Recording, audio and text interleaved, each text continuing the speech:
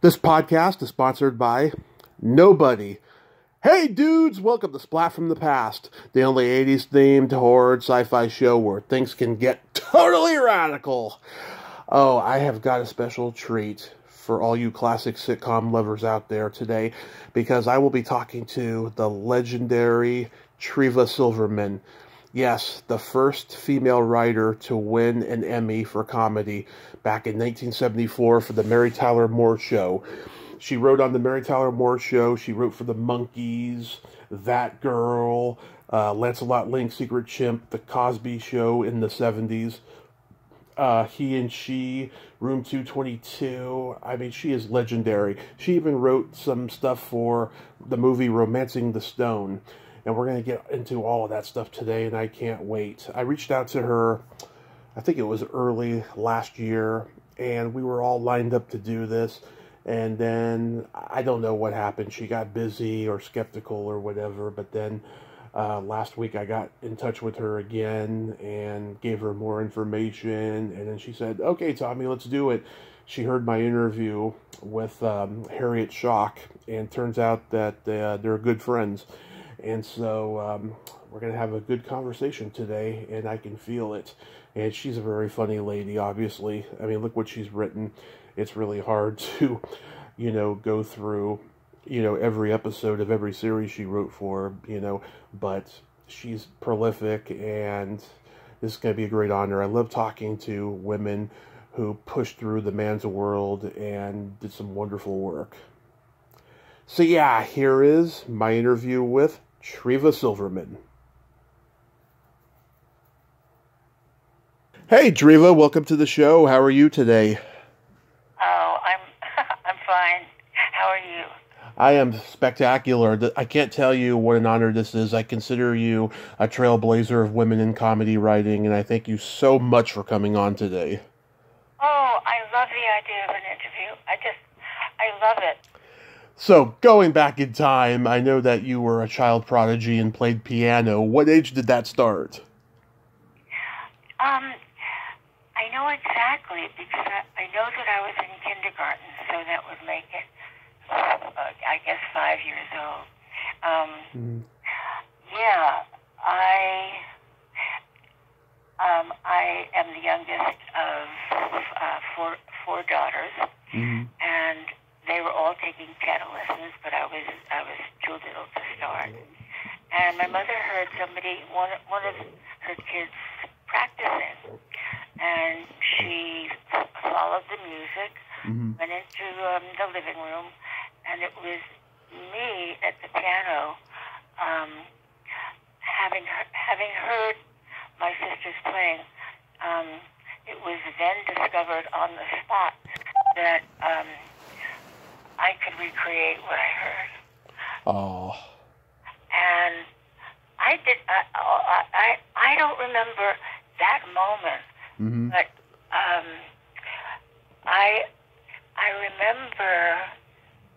I remember my mother got all excited.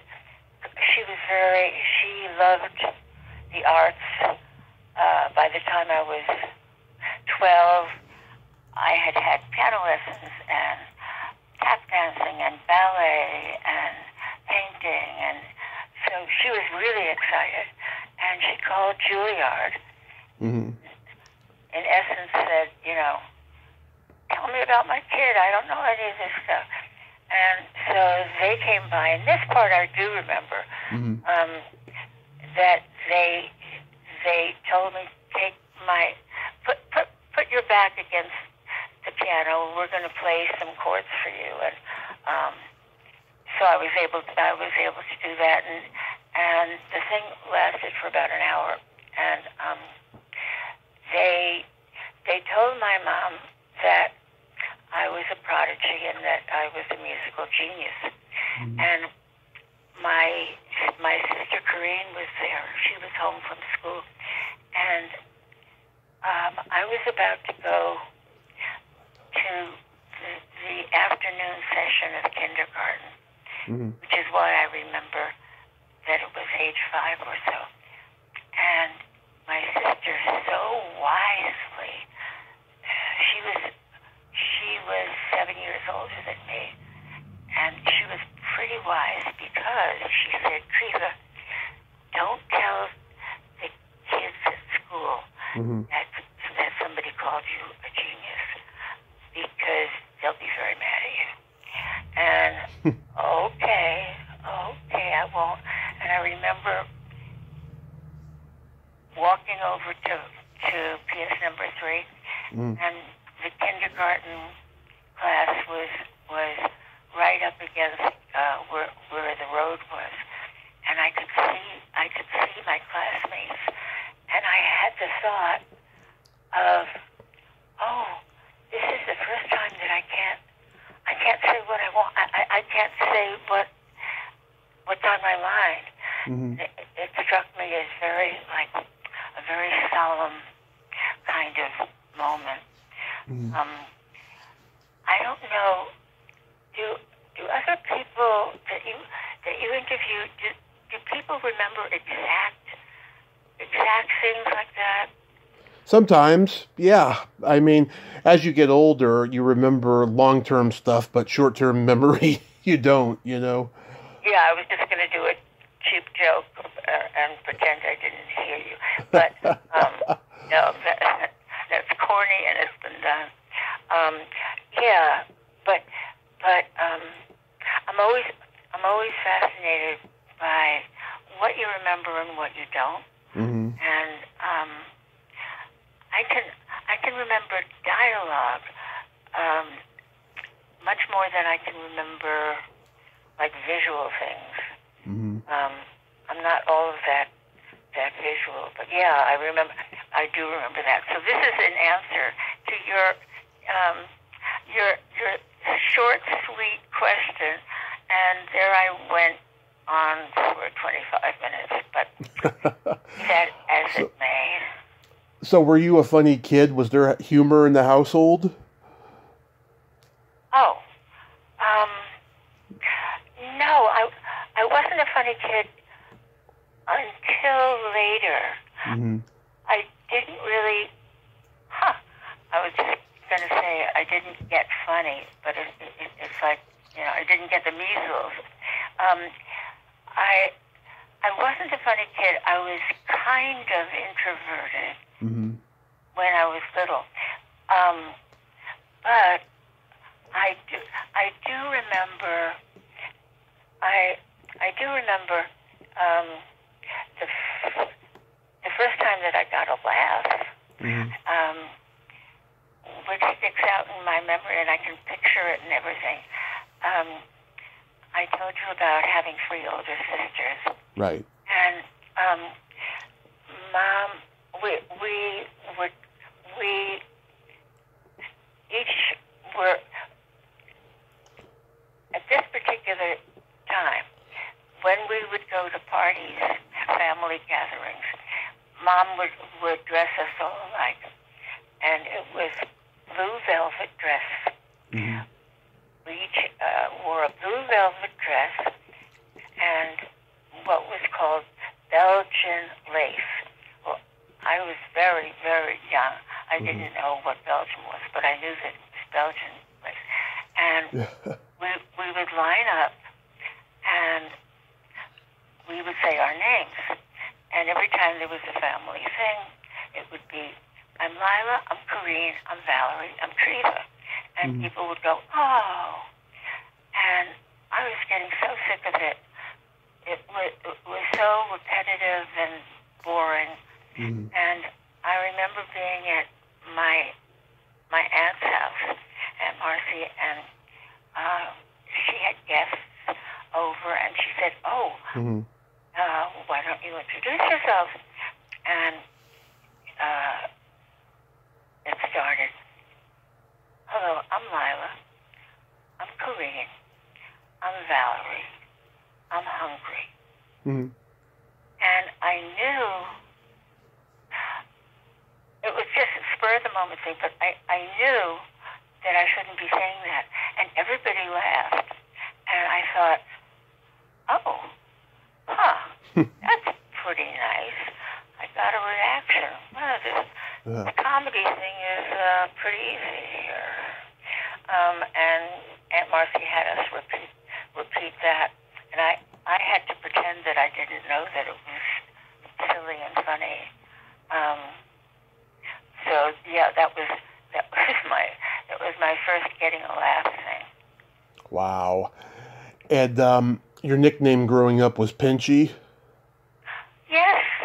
Oh, well oh my God. So I've said that in some place. Yes. Yes. It was Pinchy, because I had a very round face, and I had little blonde curls. Mm-hmm. And when my mother would wheel me in the wheel carriage thing, people would say, "Oh, she's so cute," and they'd pinch my cheek. Oh. And so I got the nickname Pinchy. Well, at least it was Pinchy and not Stinky. Not Stinky, yeah. Whiny. Or whiny, yeah. After high school, did you attend college? Yeah. I went to two schools. I started out in Bennington, in Vermont, and then transferred. When I was at Bennington, I loved Bennington. It's a progressive school, and you can. You're quite independent. You can create a course in which you have a mentor. You don't get marks that you can see. Yeah. You get reports, and the marks are only for if you transfer, or if you're going to go to graduate school. Because they feel at Bennington, they feel that you should only be competing against yourself, against your potential. Right. So that if I would be taking a math, God forbid, class. Excuse me. My God bless you. Do atheists say that? Mm-hmm. If I would be taking a math class, my top potential would have been mediocre. So the teacher, knowing that, would have said, she's trying very hard, and sometimes she's really succeeding. Even though I was maybe, if I were taking that class, I would maybe be one of the worst students. So I loved that. But by this time, when I was a junior, I had decided that what I wanted to do in life was musicals, to write a musical, to write the music and lyrics and the book, and star in it, direct it. And Bennington, at that point, was not up for me to do that. So I knew that at University of Chicago, they had playwrights, and they also had musicals. I don't mean playwrights. I mean they had they would put on plays, and also they would put on musicals. And I thought, okay, I'll go there. So I ended up there, and I wasn't really, and still am not, and will never be, a University of Chicago type. Yeah. They, for instance, you're not allowed to walk into the building unless you are a champion chess player. I mean, it appeals to the kind of intelligence, the kind of brain that I don't have. So I ended up kind of trudging back to Bennington, because really it was where I should be. Even though I got a song into the musicals that they did at University of Chicago. It was the first time that was the first time that I heard an orchestra play one of my songs. I was primarily a songwriter at that point. It was the first time that I heard the orchestra playing my song and somebody on stage singing it, and it was like, yeah, I'm in the right place. I'm of what I want to do, and that settled it for me that my future was theater, reading, dialogue, plays, movies, anything that dealt with dialogue. Yeah. What kind of songs did you write? Oh, I wrote, out of 10 songs, I think 10 would be, Why Has He Left Me? Or, Will He Ever Come Back? Or, Oh Shit. Oh shit. oh shit, another one gone. It was all blues. It was I was trying to be Ira Gershwin and Harold Arlen and Rodgers and Hart, and but only with the tragic blues thing. I think I was at that point in life where everything was. Life was just something that was surrounding relationships. Relationships was the island, or relationship is the island, and everything else is just, life stuff, life and what happens in life.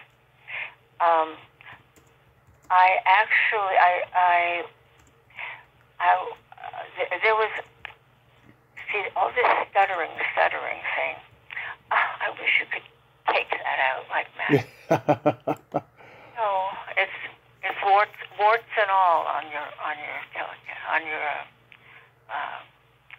podcast.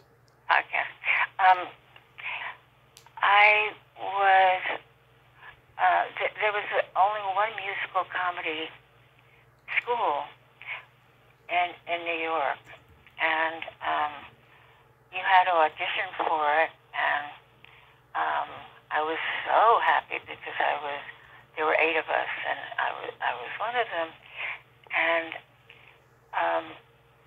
each session was we were to musicalize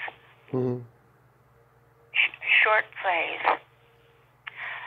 in order.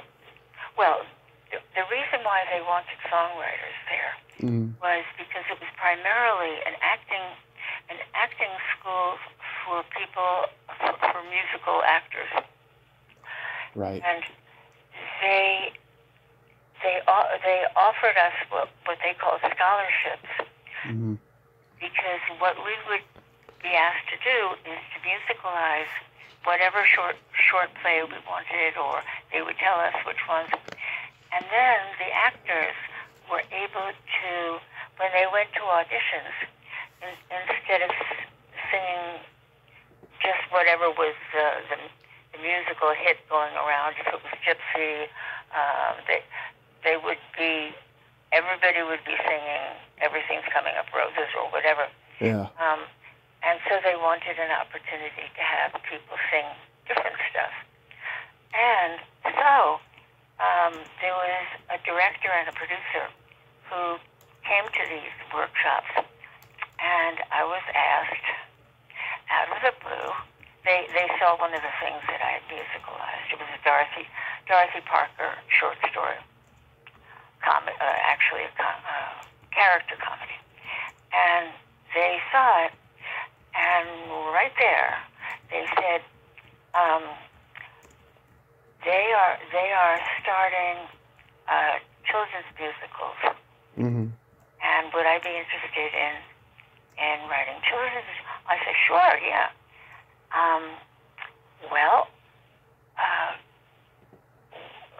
Would you be interested in writing it with a lot of songs, like 12 songs for the musical? And I said, sure.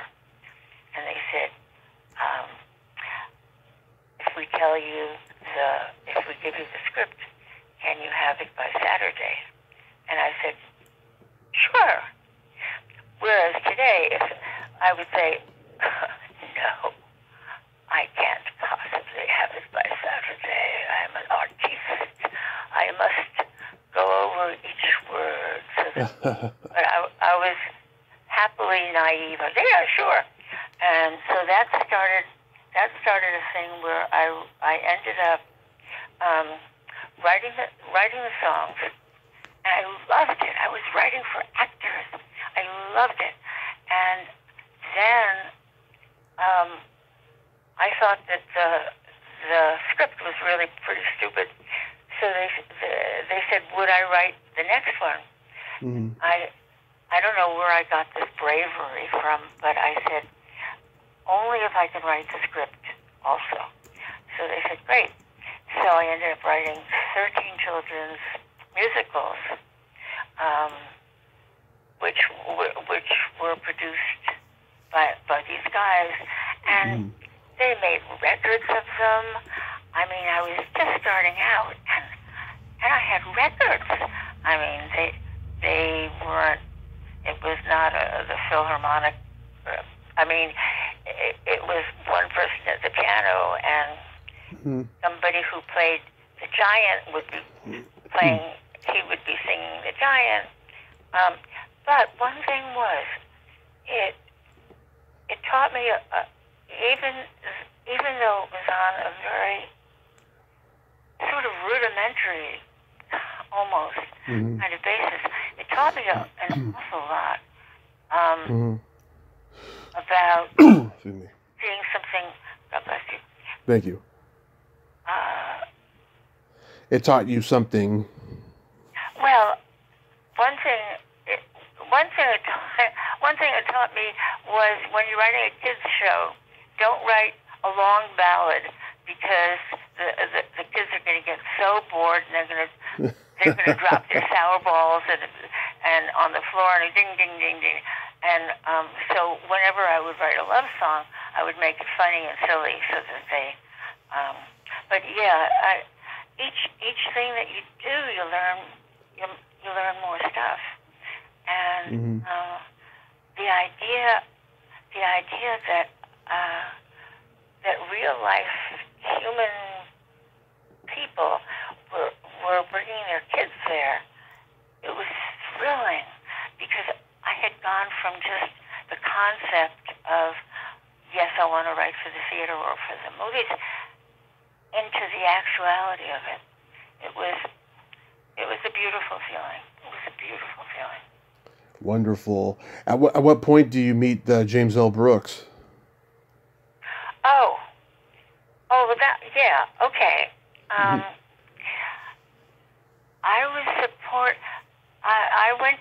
I had an office job when I first got out of college, and it left no time for writing. So, harking back to my story about being able to play piano, I thought, well,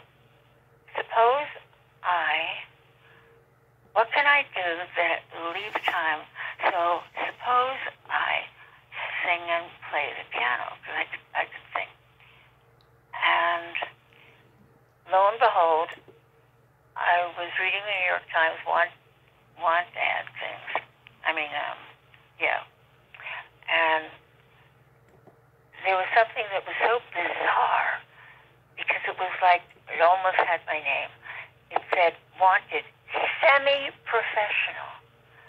Where the hell do you ever see that? Semi-professional, and it was to play dinner music at a place in Florida. And it was 3 times as much money as the office jobs that I had. So I made a tape and sent it to them, and I got a telegram. That's before the internet. I got a telegram, yes. So they flew me down there, and I played dinner music. Wow, it left so much time So when I came back to New York, I started doing that. I started playing at night and writing songs during the day. So I was playing at a place in the theater district. I was playing piano, and people would gather around the piano like they do in the movies. In the olden days music, there would be people gathering around and singing. And so I don't remember, and Jim doesn't remember either who talked first, but he was there with a date. And we started to talk, and we both remember that we talked about J.D. Salinger and Fitzgerald, and we became friends. At that point, Jim was a page at NBC, and he wanted to write comedy, and I wanted to write comedy, and so we started a friendship. Oh, actually, I just remembered. I remembered something. We started a friendship. We talked on the phone a couple of times, and I was about to have a birthday, and a friend of mine said to me, "Listen, I'll cook for your birthday, but you can't have more than 12 people because I don't know how to cook for more." No, it wasn't that. It was because the table in my apartment could only seat 12 people. I said, "Well, that's great. I'll ask like 6 people, and they'll bring their boyfriend or girlfriend or maybe husband, wife." And this is before modern phones where you can have 2 lines or incorporate 3.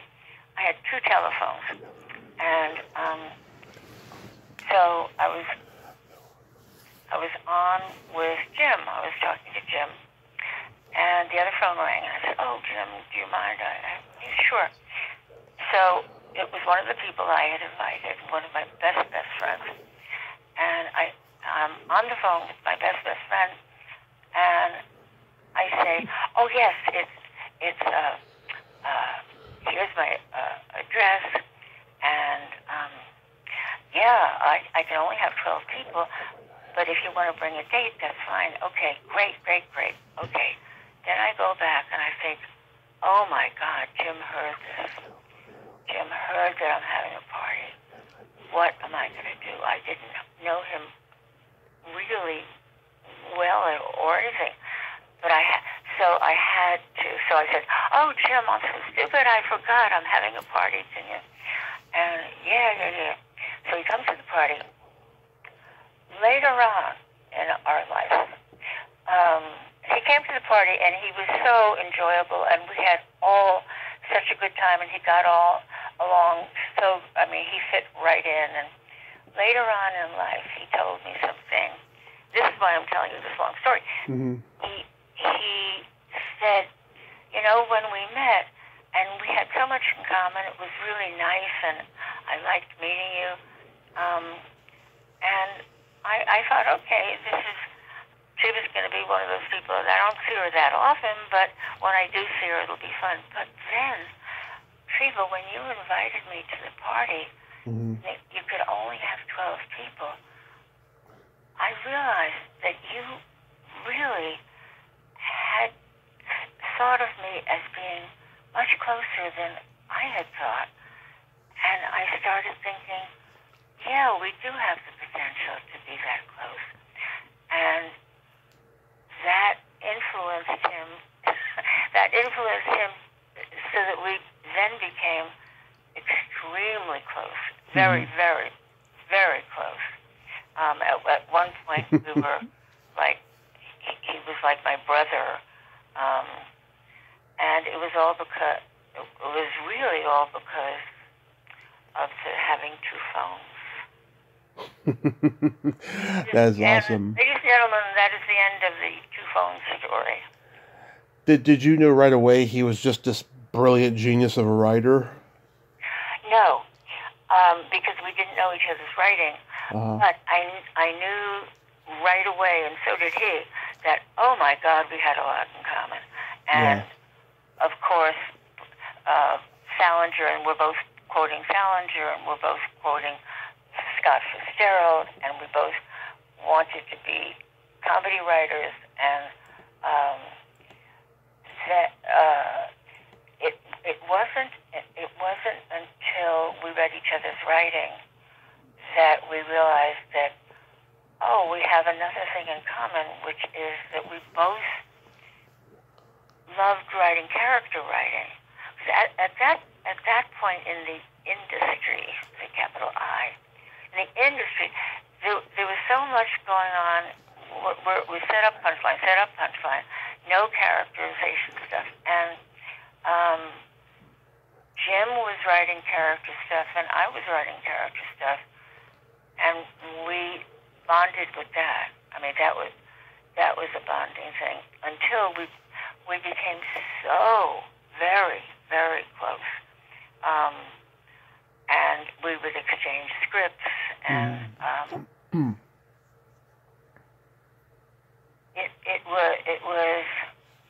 it was one of the most comfortable, fun relationships. Just absolutely terrific. Yeah. At that point, I hadn't gone out to LA yet. When I went to LA, that's a whole different other thing, but he introduced me to Alan, who Alan is no longer with us, but he is actually with me in my mind. He's one of the people that I've loved the most in my whole life. I loved everything about him and his wife, and I always have said that that Alan was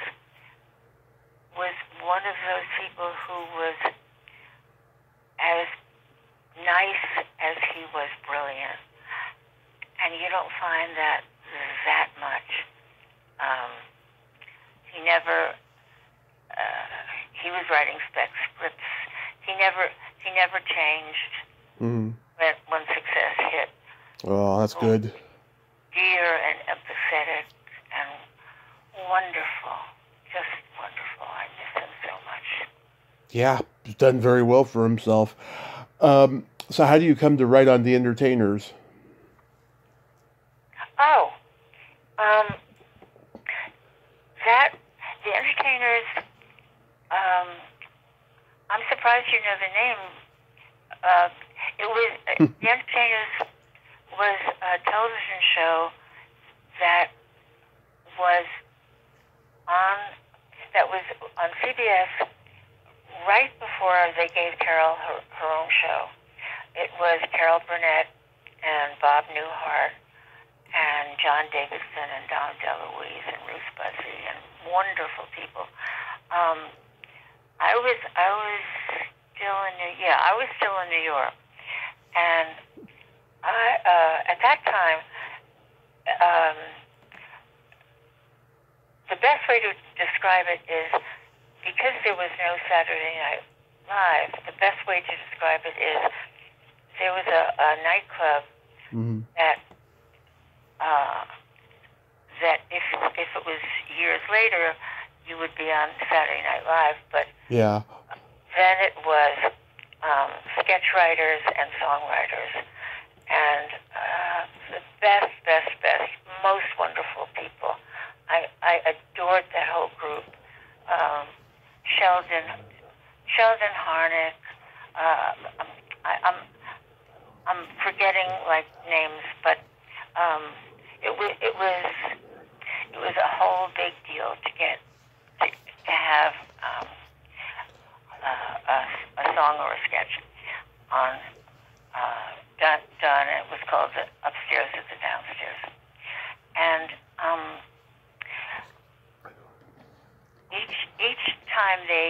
each time they did it, there would be about maybe 10 or 12 different writers, maybe even 15 different writers. It was eclectic. Then, one year, some stuff happened, and there was a decision that was made that it wouldn't be all trillions of sketch writers and songwriters. And lo and behold, I was selected to be the only sketch writer. And so it was like, oh my God. So I was the only sketch writer, and it opened, and it was a very big success. And at that point, I didn't have an agent. I had been friendly with Woody Allen and had his number, and I called him and said, listen, I just got all these great reviews, and who's your agent, and tell me about agents. And so he gave me the name of his agent, and I went with his agent. So, okay, now comes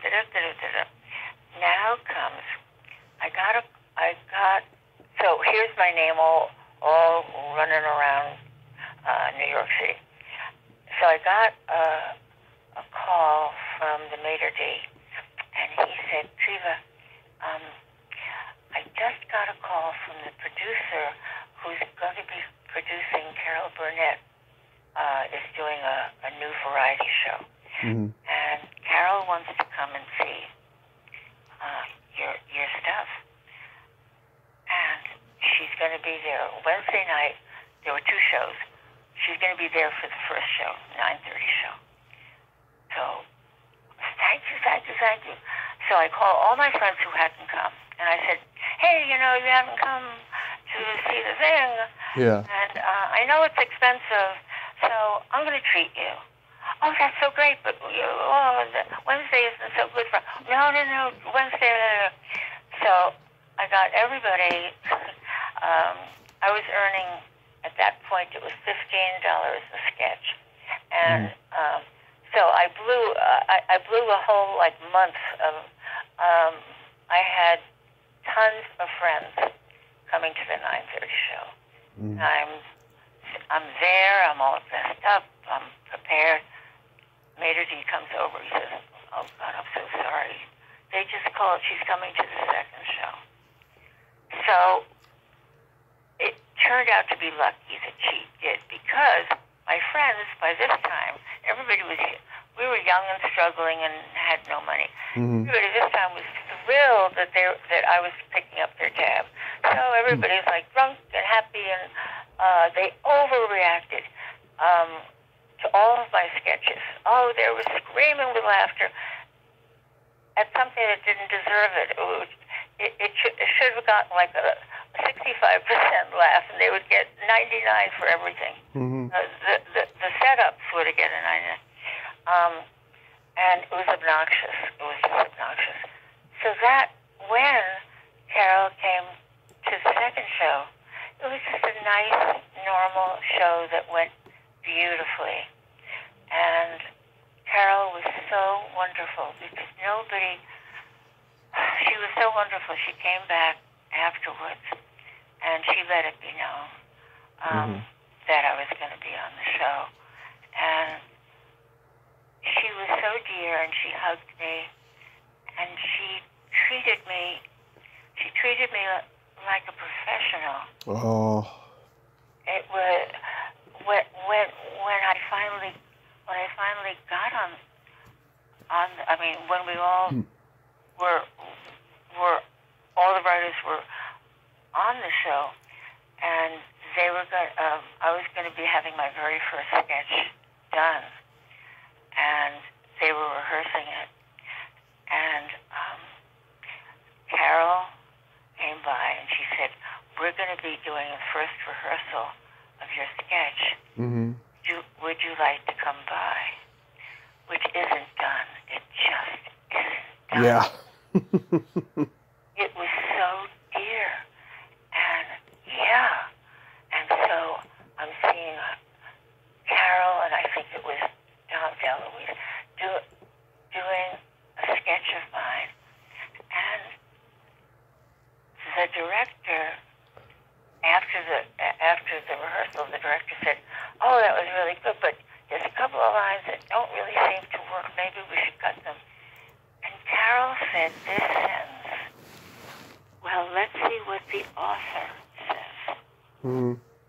Tommy, have you ever heard of a star calling a TV writer an author?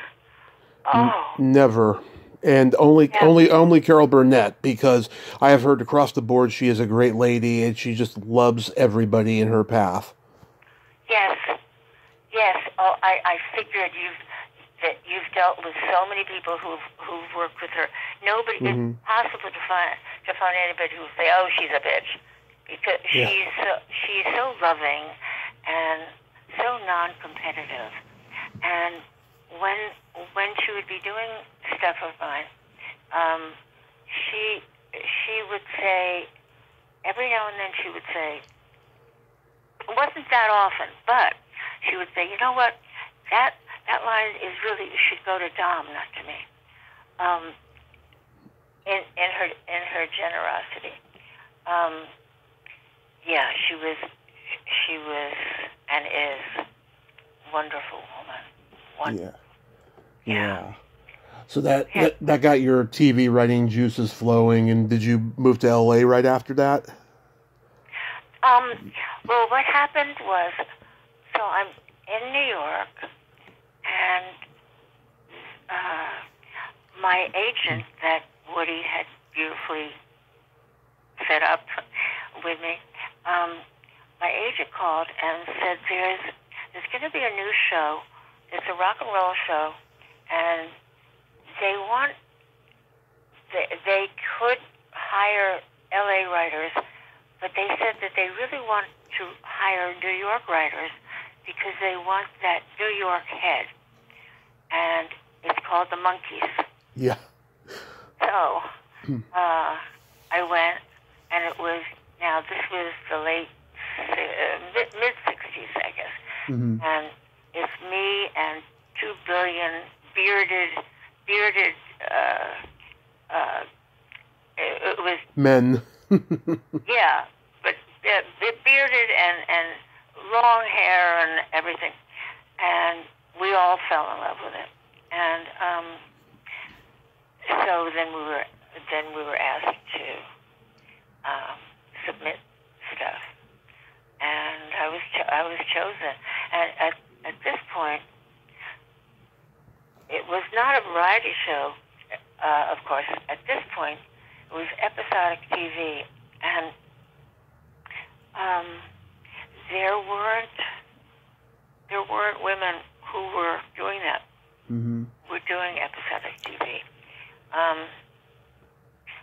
So it was a big deal, and by this time, people were kind of starting to notice, and I started getting written up, which was like, oh, I'm getting written up. And Mademoiselle did a story on 3 of us. The other 2 weren't writers. It was, I don't think, it was women making it in a man's world thing. And it's like, oh, and I was in columns. I was in columns in newspapers, and it was, oh well, when we all showed up for the first meeting at the Monkees, Bob Rafelson said, "You must have noticed that we signed your contracts only for 6 weeks, because all of you are not going to be coming back. We're going to see how you do on the show, and if it's not right for us, we won't renew. And if it is, we will. And so I went home and threw up. And everybody else, he made everybody a total nervous wreck. But it turned out that everybody did last, actually. And we all began hanging out, and there I was, a Hollywood writer. Hollywood. I have, I'm going to digress. Well, I don't know if it's digression, but I have mainly two styles of writing. Mm-hmm.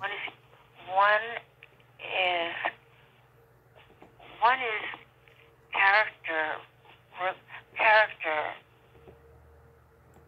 character driven. Well, character driven, relationship driven, Mm-hmm. and the other is, and I didn't know this about myself.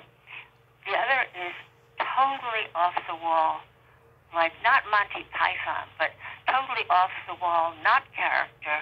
I mean, it incorporates character, but it's goofy and crazy, and so I realized when I was doing the Monkees, oh my God, all my stuff for Carol had been, all my stuff for upstairs and the downstairs, and I had written a lot of review material, and it was always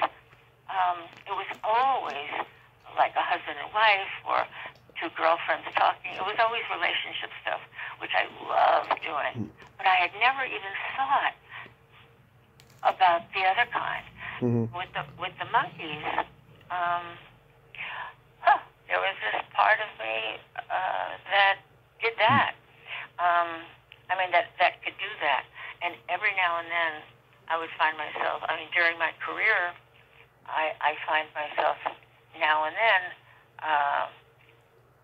that part of me comes out. The off the wall stuff. Right. Which the Monkees brought out. I loved that so much. I've been a fan of the Monkees since I was 4 years old, when I used to watch Nick at Night, and I just loved them. You know, Davey as a kid was my favorite because he was so cute and he was so funny and talented, and you know, the show, I mean, all they were doing was satirizing the Beatles, but they made it their own. You know, they were four guys living in Los Angeles. They may or may not have talent. They're trying to get into the business, and they're being taken on all these slapsticky, wacky adventures, you know, and you had the talent of Bob Rafelson, Paul Mazursky, Jim Frawley, all these guys, like, pushing it along.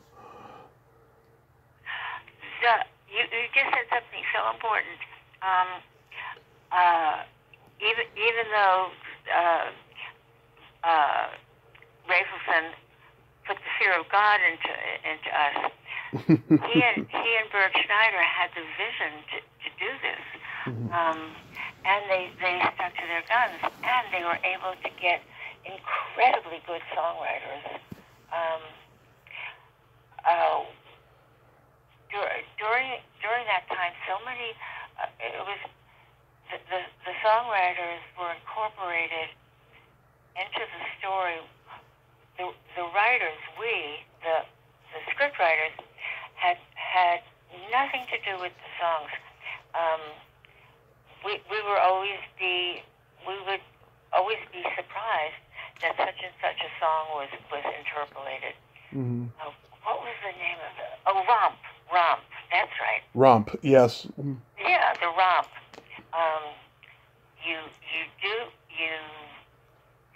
First you do an outline, and then you get it approved or changed or whatever, and then you write the story, and you put in a place for the romp to be, and the romp was all improvised. Well, at the beginning it wasn't improvised. At the beginning, the scriptwriter, we would write the story and then say, Davy imagines that he's a prince in a castle. If there were, and Davy imagines, and so then you would say he imagines that he's and Mickey and Mike do such and such, and you would write it out. But then later on, after I don't even know how long,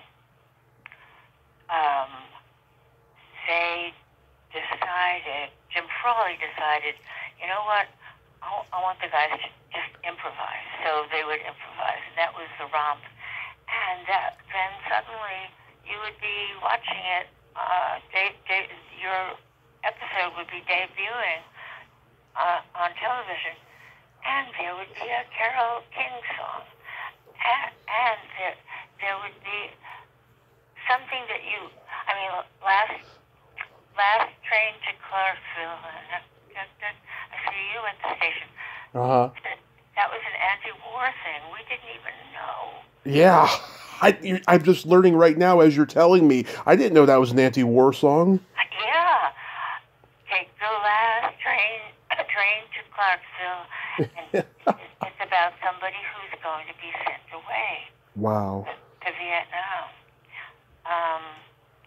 And they snuck it past the censors. We were in our own little sort of cabin. All the writers were in our own little cabin.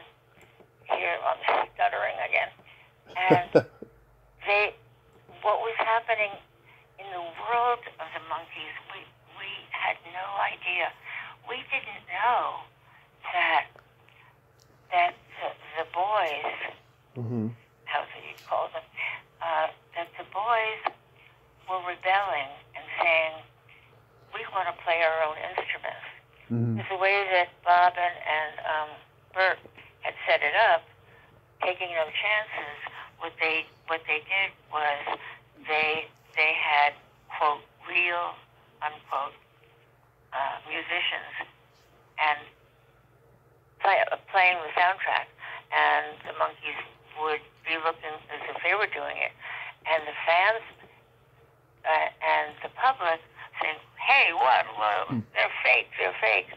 And the boys said, we can do it ourselves. No. And there was a big standoff.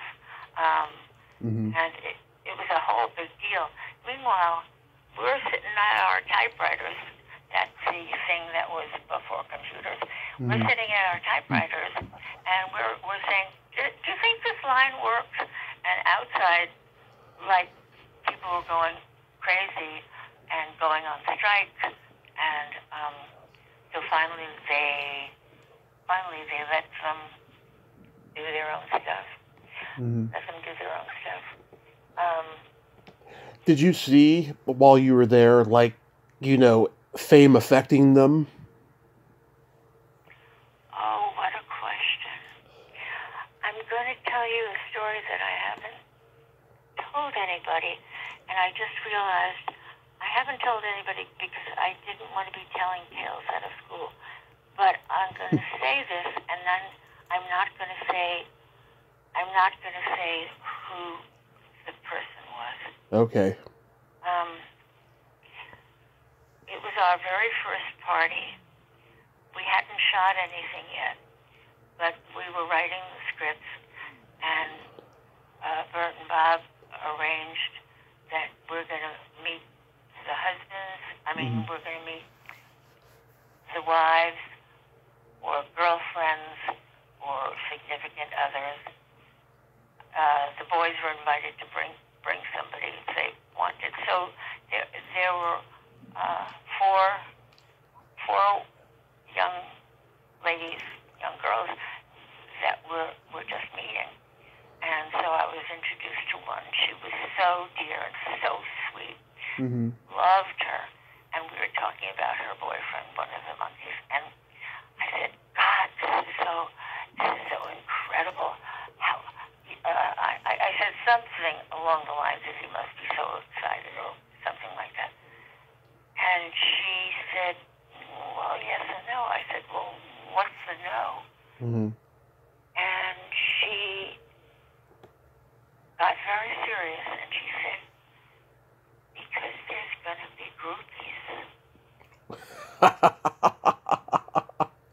I don't doubt that. I don't. Yeah. And I thought, oh my God, I haven't even thought of that, what it means to a relationship, whether it's a marriage or a significant, whoever it is. And that was her main thing. And of course, actually what happened was the couple did not make it, and they ended up apart. I've safely done it so that nobody knows if it's marriage or girlfriend. But so that was. I talked to Mickey's sister Coco, and she told me there were always girls that she went to school with that were always trying to be her friend because she's Mickey's sister, and she said it was insane, especially even after she moved out of Los Angeles and went to the Bay Area where I'm from. She said it was crazy. Oh God! So of course that kind of thing. People who had never been interested in she was saying in essence, there were people who weren't interested, and suddenly they just found that they had this great bond with her. Oh yeah. Yeah. Yeah. It's bullshit. It really is. So, can you guess which of your episodes you wrote that is my favorite? Oh, how interesting. Of course.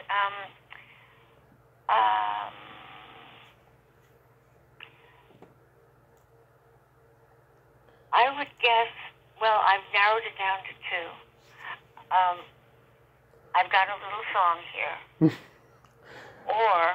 That doesn't mean anything because they changed the songs for syndication rights. Oh, no, that was the name of the episode. Oh, okay. I probably know the episode, I just don't know the name then. Right. I don't know. I can't guess. One Shy Man. Oh, was that? I was gonna. Yeah. I was about to say. I was gonna say that. Like, what's your sign, Taurus? No. Sagittarius. No. I was just about to say. Yeah. One Man Shy. That's so. What I love about that episode is that it really captures Peter's vulnerable side, and that there was more to him than this simple simp that he played on the show. Tommy, let me tell you something. Mm-hmm.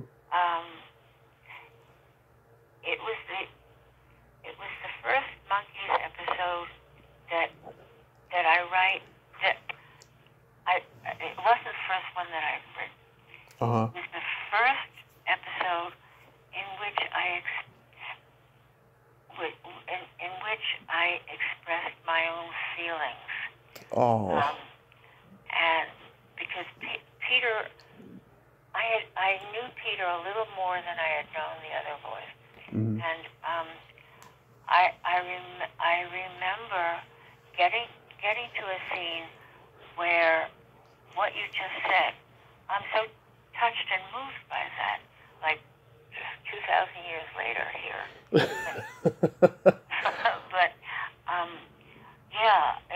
I sort of let the veil down and went into a real feelings of mine.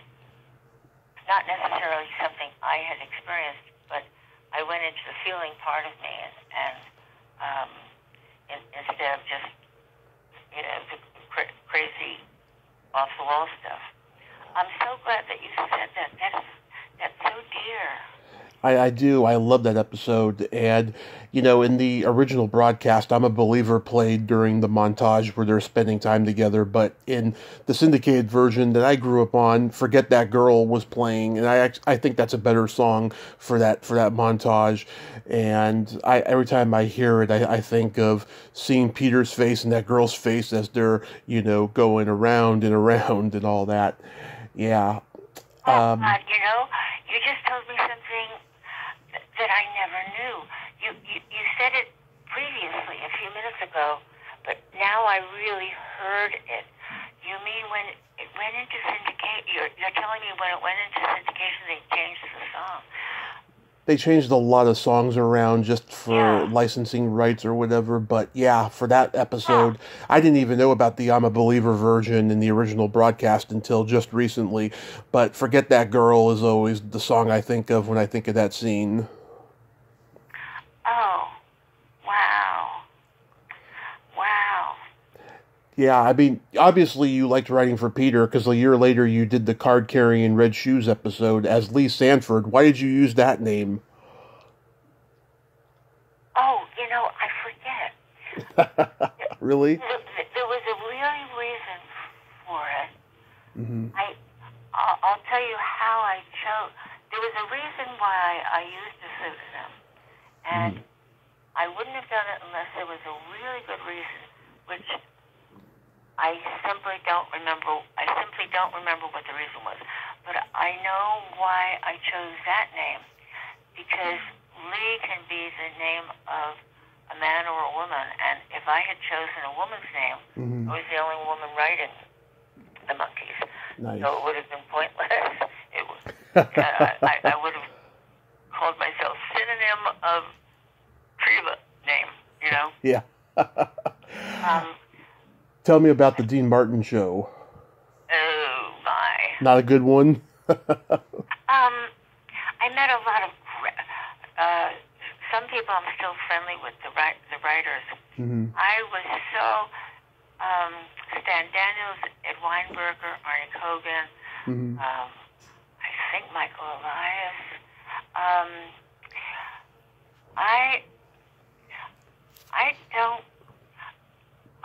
I don't do well on some kinds of variety shows, but it depends.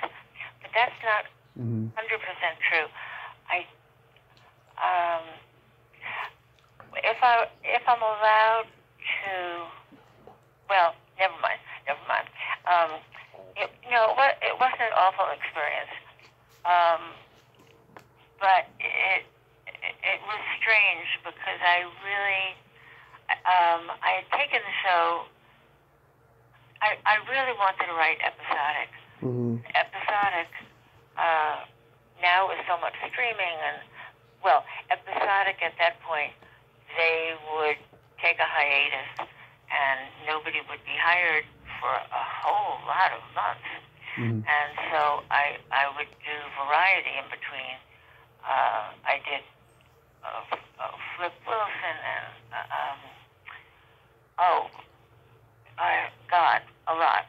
a lot of different variety, and that's not really my métier. And I remember it was a Hollywood Palace. That's right. Dean Martin. Yes. Dean Martin didn't believe in rehearsals. Oh yes, I know that story. Yeah. Yes, he thought it took the edge off, and so we would be writing stuff, and we would never know, how it would be coming across. I mean, how he would do. We met him only. Each of us was introduced to him just once during the whole thing. So that was Dean Martin. But I forget the variety stuff. Yeah. Yeah. He was great. I mean, just a gracious performer. I've never heard anything bad about him, and he was just a wonderful man that, he was after, he broke up with Jerry Lewis, he really found his identity, as the fumbling drunk who could sing, who just was so warm and friendly. He was total. When I was saying about that he didn't rehearse, he trusted himself. He trusted who he was, and he wanted to just be himself. So that's why he was anti-rehearsing, because he didn't want to play the character of Dean Martin. He wanted to play himself, playing the character of Dean Martin, and that was a way for him to do it, so that if he would screw up, he would laugh and carry on, and it was part of the show. I mean, part of the show was him breaking up. Yeah. When he and that look that he would give. He had all these different expressions, and he loved having when he would have guests, when there would be the guest star. He loved that. He loved doing the sketches. No, I've never heard anything about him that was negative. I don't think he made any enemies. Now, believe it or not, I grew up on Lancelot Link's Secret Chimp. I used to watch this show right before the Monkees on Nick at Night when I was a kid, and I still know the theme song verbatim. Oh my God. Like, how did this gig come about, and what was it like? Wait. I'm not caught up. What was... Lancelot Link, Secret Chimp, you know, where all the apes are like humans. Oh.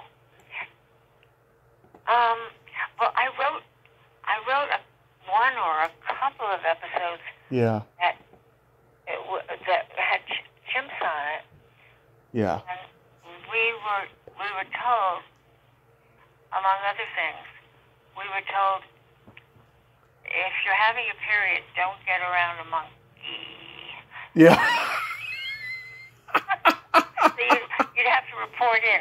I am not. Hello, sir. I am not having my menstrual period right now. Thank you.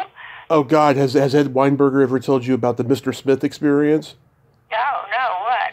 He had that show, Mr. Smith, about an orangutan who was president of the United States, and I've heard him tell this story in interviews. The orangutan sexually assaulted a man in a trailer. No. Swear to God. Really? I've heard him tell this story, and Joe Mantegna was one of the actors on the show. I've heard him confirm it. Yes. Oh God. Boy, if that guy hadn't been in therapy before, he rushes into it. You won't believe me, Doc, but no, I don't know. I didn't know that story. But Yeah. the thing that you just said, I don't think that was the chimp. This is going to be a conversation for the ages. I don't think it was the chimp series that I wrote for. Yeah. I think there was a different one. You said Secret Age. Wasn't there another? Who were the producers? Who were the head writers on that? On Lancelot? Let me look here. Let's see. The writers on this show was Mike Marmer, Stan Burns, Joan Darling. And the directors were Chuck Jones and Robert McKimson, the great Warner Brothers animators.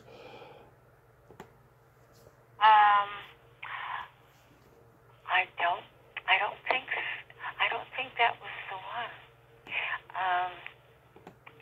I think there was another one at that time. I don't remember, but it was not a milestone for me. So yeah, Stan Burns and Mike Marmer, they were the creators, producers of the show. But it's okay. Oh, yes, wait a minute. Stan Burns. Yeah, maybe that was. Huh. Yeah, it was just a footnote in your history. Yeah. It's okay. So. Yeah. Now, I've talked to 3 other people from the Mary Tyler Moore Show. I've talked to Susan Silver, Joyce Belafant, and Ed Asner before he passed. And I've always loved this show because Mary was such an amazing actress, and the writing was just fabulous. It broke sitcom conventions at the time. It wasn't That Girl. It was completely a different show. You know, it was a show of a woman living in a man's world and fighting through it with love and never giving up, and she was a real role model. Like, oh my God, like, what did you think of this show when you got this job? Well, I was told, Jim called, Mm-hmm. and we had been friends and friendly, and I had written some stuff for Room 222, which was his creation. Right. And Alan was producing it also. And so he called and he said that they had just gotten a pickup for a Mary Tyler Moore Show. Mm-hmm. And it's an on-the-air thing. And they would like me to write as many as I want.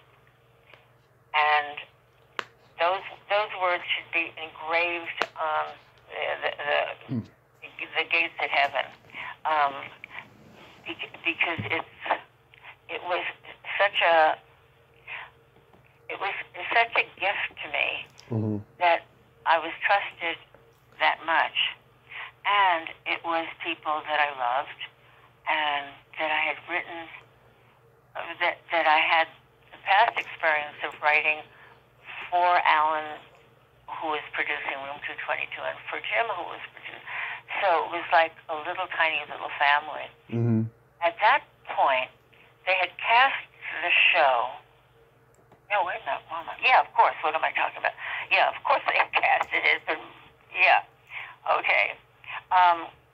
They had cast the show.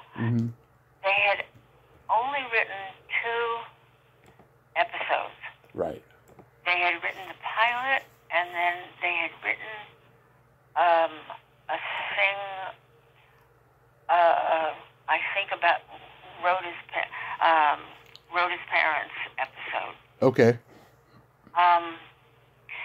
So what did I think of the show was reading.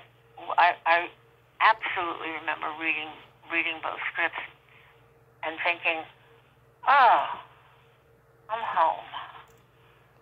It was, oh, I can write this show. I love this show. It was the kind of writing that I was meant to do, and that I knew that I would enjoy doing. And it was a thing where I thought, oh, I can really do this well. And after that thought was, suppose I don't. Oh my God, they're going to regret that they said I could write it. Oh shit, oh God, I'll never do it. I think a lot of writers get like, or painters or musicians, oh, I got exactly what I want. Oh shit, what am I going to do with it? You know? And am I going to fuck up? What's going to happen? But whatever it was, won out. And I loved writing that first episode. Actually, it turned out to be the episodes they put on after they put the pilot, and then they put my episode, was the second one. I loved writing it. Now, I had. Wait a second. How can I approach this? Okay. I thought that the character of Rhoda, it wasn't even that conscious on my part. I thought that the character of Rhoda was, I didn't see her as being a best friend of Mary's. I thought she was too harsh and too in your face. But this was all on an unconscious level, because when I sat there and started to write it, I pictured Rhoda just the way that I'm picturing who would be Mary's best friend, and she would be funny, and she would be on Mary's side, and she would be supportive and silly, and a perfect foil for Mary, because Mary is, people always would say about Mary Tyler Moore, the person, she's a fantastic reactor. So it was a thing where Rhoda was allowed to be anything that Rhoda was given. I gave Rhoda freedom to just be terrific and funny, and not be the harsh person that she was in the pilot. And because Jim and Alan were so generous with wanting the show. They wanted the show to be.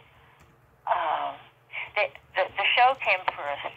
The show came first, and who wrote it came sort of second. I'm not saying this right. What I mean is, later on, Alan took me aside, and after he read the script, and we were talking about the script, and he said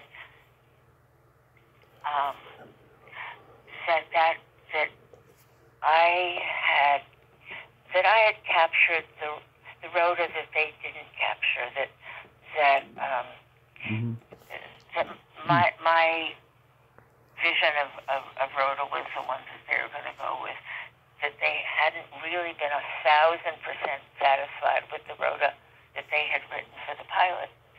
Now, how many people in competitive LA, competitive writers, how many people would the creator and executive producer, Alan and Jim, how many people would say that to a writer?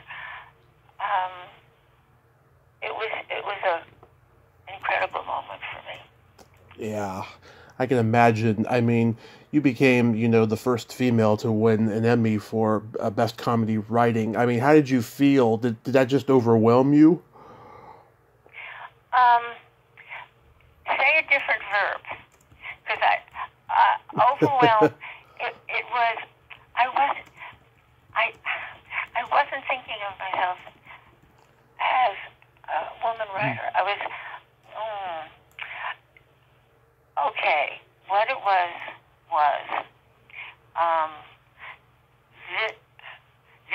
this particular episode that I wrote for the 4th season. It was Jim and Alan called me, and very often they would call me and say, "Okay, come in." I mean, the assistants would call, et cetera, et cetera. And they say, "We have a couple of stories. One we think you might like, but how about this?" All right, this time they called me. It was the 4th season, and I had written a lot of the episodes by then. And they said, "What would you like to see?" And, I mean, that's the kind of show they were running.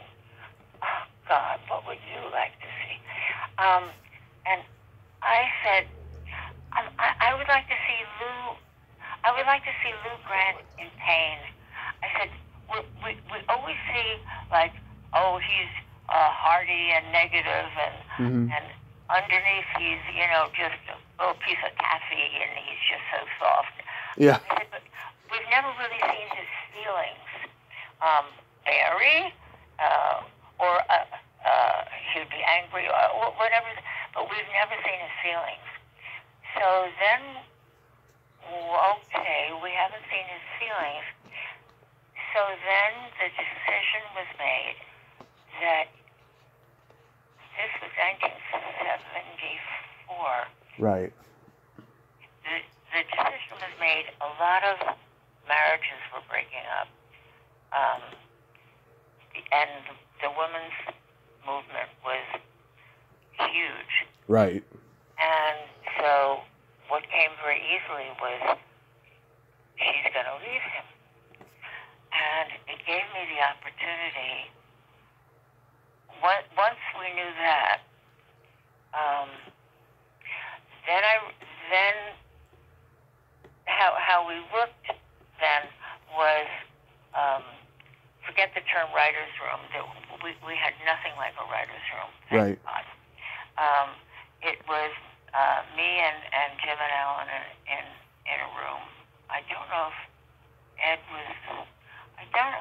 For this particular session, I don't think he was there, but he was there for other ones, and working it out. By the way, the first year, it took 4 or 5 5 meetings for us to work out a story. By the fourth session of a season, by the fourth season, it didn't take that long, but it gave me the opportunity to think about what a marriage was going through, because I was in women's groups, and what a marriage would be going through and how it would affect him. And I loved writing that. And there was a thing that I gave. It was a story that came out in the LA Times, and it was written by the reporter who had written it. Was seeing the rehearsal for my episode, and he wrote something.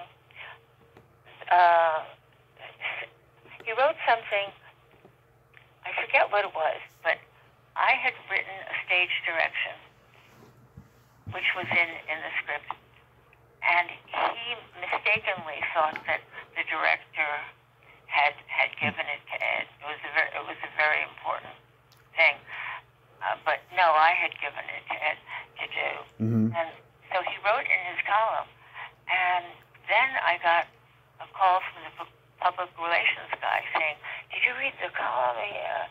And yeah, he said, "We're going to tell him that was the writer. You put that in."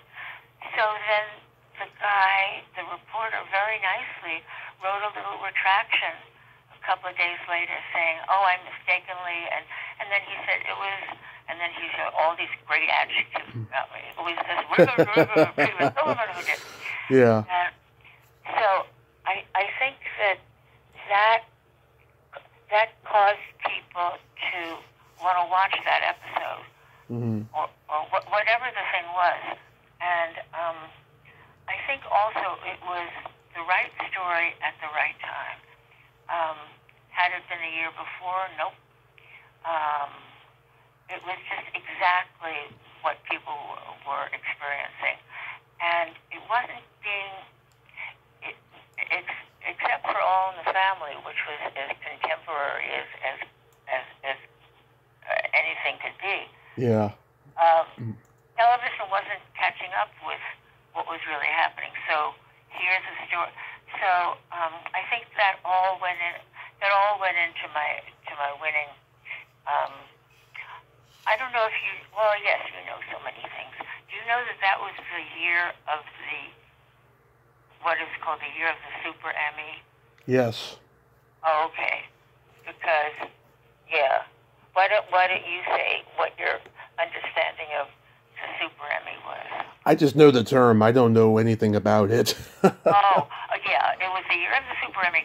They decided that they wanted to rev up how many people watched the Emmys. And so instead of giving out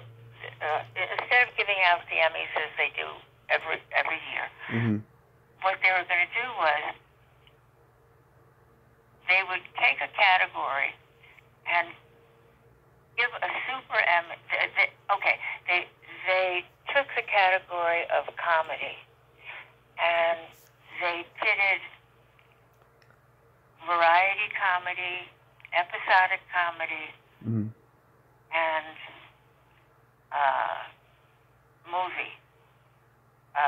TV movie comedy. Right. Against each other, and that was called the Super Emmy.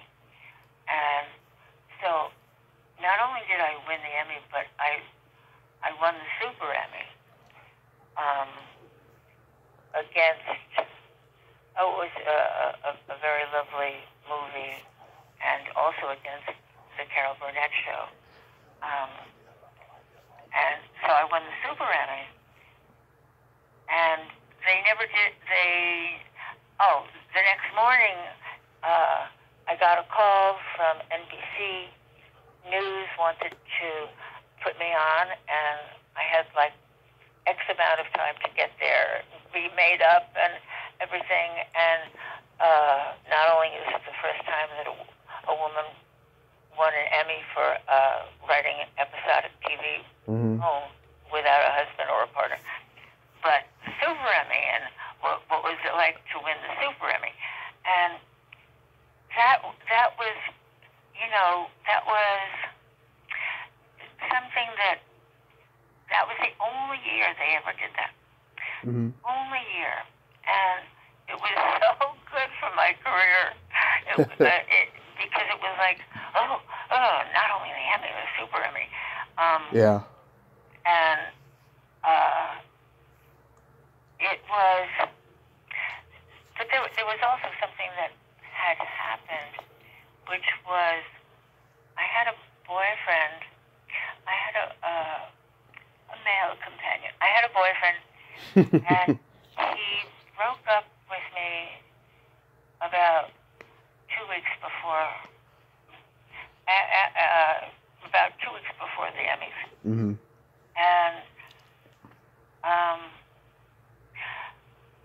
it was very painful. And he said we were breaking up, and it really took away from the experience. That was sort of in the part of my brain that was my relationship part. Yeah, I get it. It was really pretty crappy of him to do that. Yeah. But hey, you showed him. Yeah, I guess. But yeah, it was. It was also a stroke of luck, because when I found out that I was nominated, of course, you being a guy, you wouldn't have ever had this experience. But my first thing was, oh my God, I have to get something great to wear. I have to. And I anticipated having to go to so many different stores. Well, I went to Saks, and the first thing they brought out was the best dress, the best gown I've ever seen in my life. And so I was very happy because I got a chance to, I got a chance to wear it and be on camera twice in it. Oh. The afternoon of before the Emmys, the afternoon of the Emmys, I was having my hair done, of course, and it was a lovely guy that I had been going to, and he was just about to comb it out. Well, he had decided that right after he combs it out, your male listeners are going to really be yawning their asses off. We decided right after he combs it out to get it perfect, and then just spray the hell out of it, and I won't touch it. Okay, so he's just about to comb it out when this lovely woman comes up to me and she said, Treva, they told me it was you, and it was my best friend's mother that I had never met. She said, I'm Eric's mother. And I had to say to her, oh, I'm so sorry, I can't do it right now, I can't do it right now. I mean, it was exactly at the moment. It wasn't even like 30 seconds before. And then I had to call her later, a couple of days later, and said, oh, I'm so sorry that I was so rude. Because I had never met her, and he had been my best friend for a number of years. But yeah, that Emmy thing. The good thing about the Emmy is that forevermore, they can't take it away from you. Forevermore, it is part of your history. It's not like when somebody comes up to you and says, oh, and they say this extravagant, wonderful compliment. That disappears. But the Emmy, there it is. It's yours forever. And before your name, they put that word, Emmy winner. Where do you keep your Emmy? Oh, good question. I keep it in my bedroom because I've gone to so many people's houses where you walk in and the first thing that you see is an Emmy dangling in front of you, dangling and hitting you in the head. Right. And it's like, okay, but I'm not here to talk about the business. So I figure if somebody has made it to my bedroom, it's okay. So I have it on the fireplace, in front of the fireplace, so that it's my sort of private thing. I was interviewed for what's going to be an HBO thing, and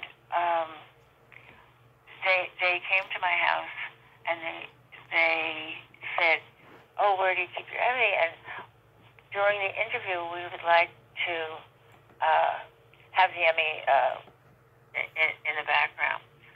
So I figured, oh, okay. So I figured exactly where it should be. Beautiful. And whenever you see these things, the person is always in front of the bookcase. So I made sure that in my bookcase that I straightened up my bookcase and I made my bookcase like all neat and clean, like a nice person. And then when they came in, they said, "Oh no, we can't shoot it that way." And they shot it so that none of my wonderful books were shown off. But they told me that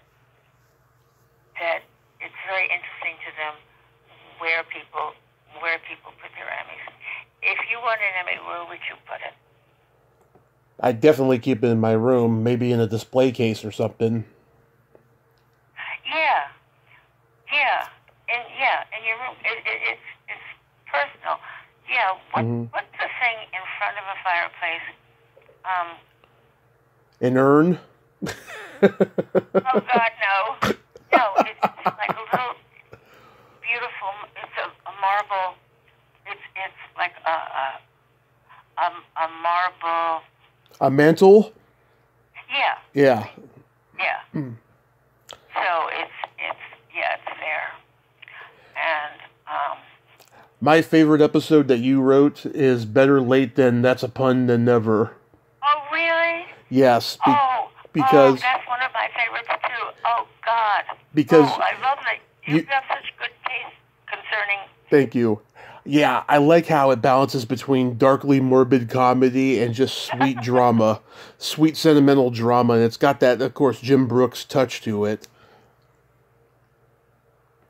It's got that Jim Brooks touch to it. That's lovely. The way he writes drama is just, nobody can do that like he does.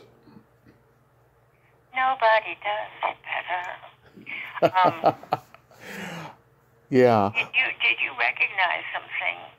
Maybe not, because you saw it years later. But when Mary and Rhoda, when the scene where they're writing the obituaries, where Mary's writing the obituaries. Yes.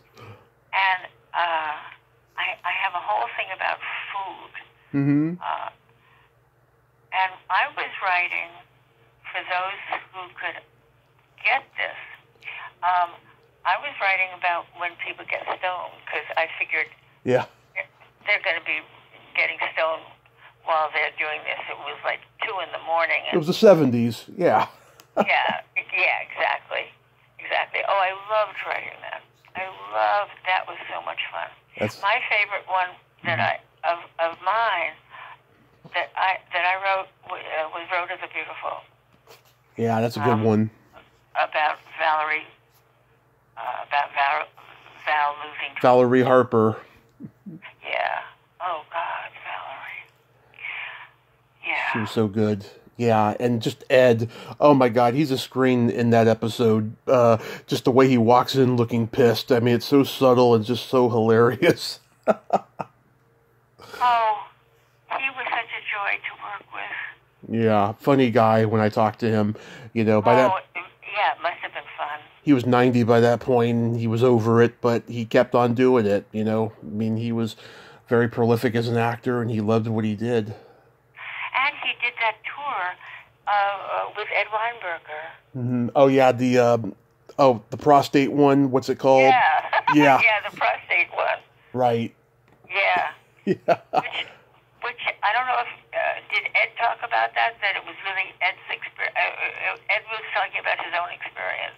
I've never interviewed Ed, but like I've listened to a lot of interviews he's done. Yeah. But I'm talking about Ed Weinberger. No, I never talked to him. Ed Asner, yes. We may have for like a brief time. I can't remember. I'd have to go back and listen. But I was curious, were you there when Chuckles was written? No. Chuckles the Clown? Okay, that was... Wait a second. That was probably after you. It was after me, because when I left to go live in Europe, and David Lloyd came in. David Lloyd came in, and so I think that was the season number 6, something like that. What brought you to Europe? American Airlines. I knew you were going to go there. I knew it. Oh, God, I was trying to stop myself. I said, "You're going to regret it." And I said, "Oh, fuck it." Yeah. Yeah. So you could anticipate it because it's so old. Well, okay. Remember when I was talking about I was 5 and the genius thing with the piano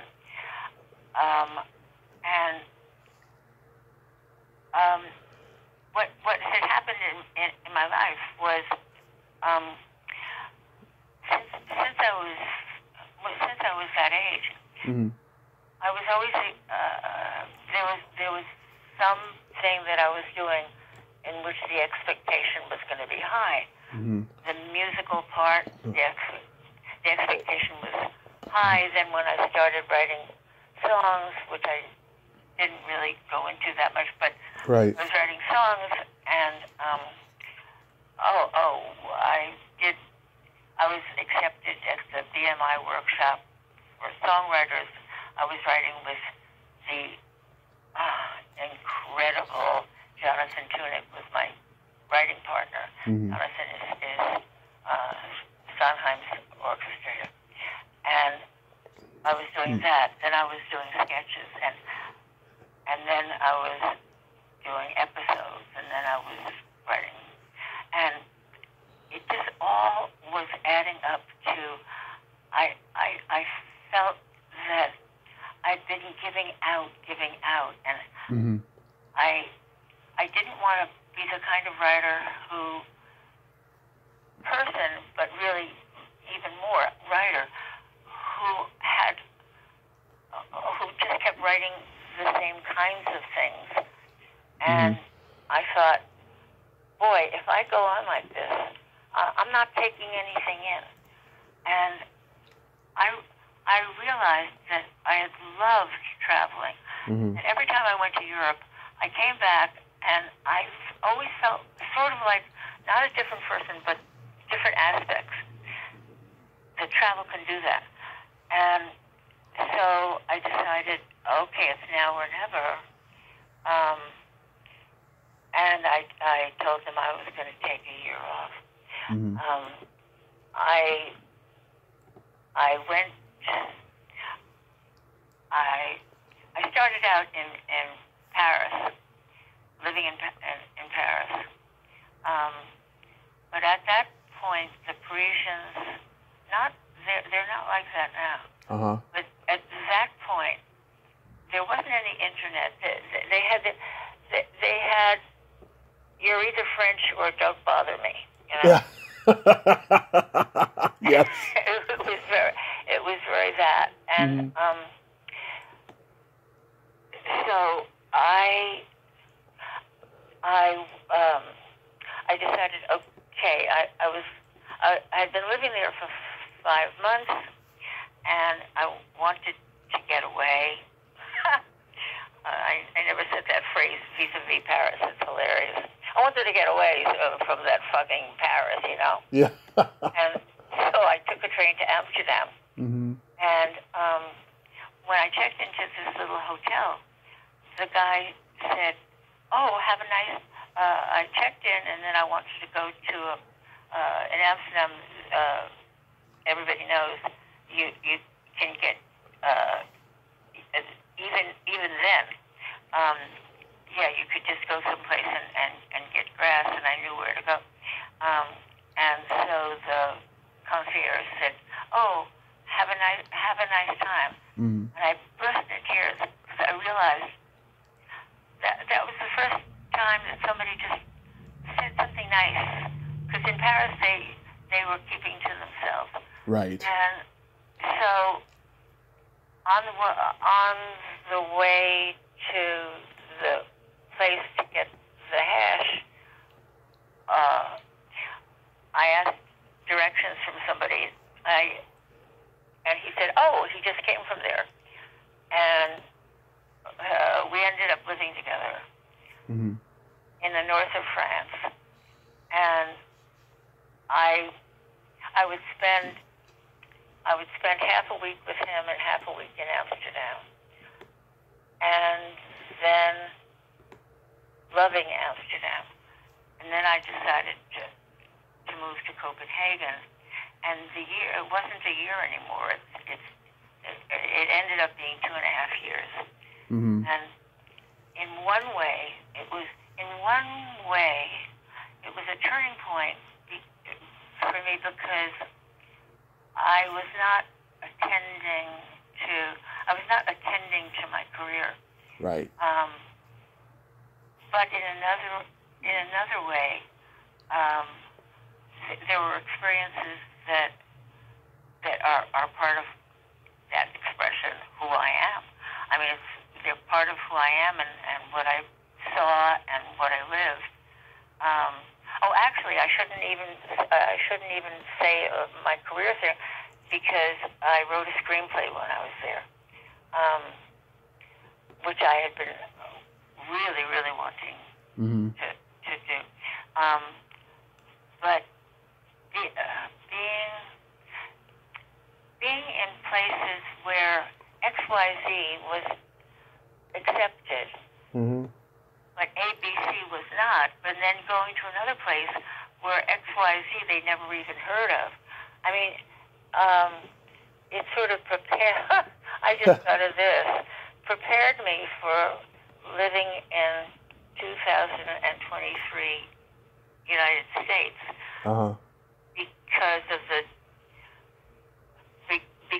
it's like living in a place that is made up of several countries.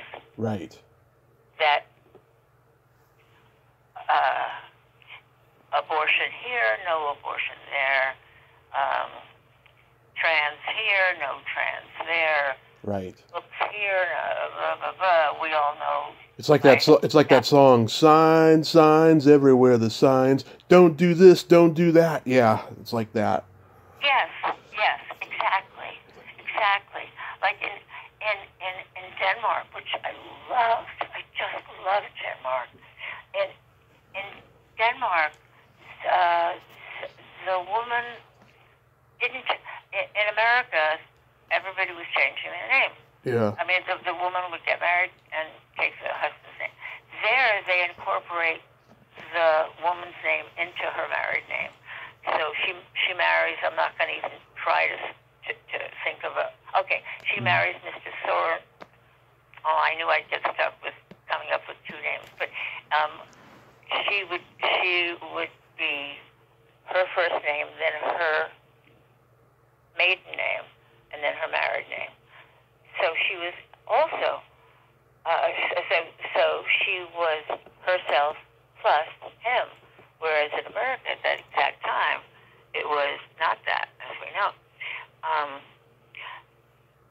Also, so then I would go to Greece, Mm-hmm. where it was macho stuff. I mean, it was so. I once took a trip.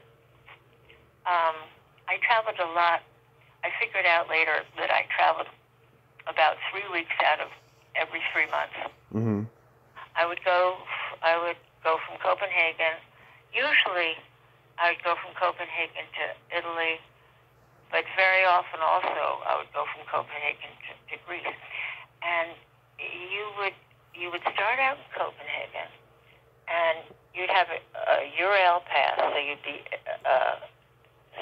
sitting in first class, and most of the time it would be other young people who were traveling with on a first class Eurail pass. Mm-hmm. And from Copenhagen to Paris, where that's how the trains were. It would be scintillating people who wanted to talk. You'd have lovely conversations. Then I think you changed. I forget, but I remember each train ride through each country was a whole different thing. Where it started out, the food was great. By the time you got to Greece, it was somebody had a big spoon. They go plop onto your plate, and plop with the meatballs. Mm-hmm.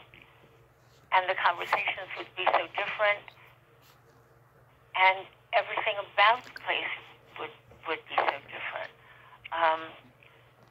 I remember doing an experiment where I said, okay, I don't want to.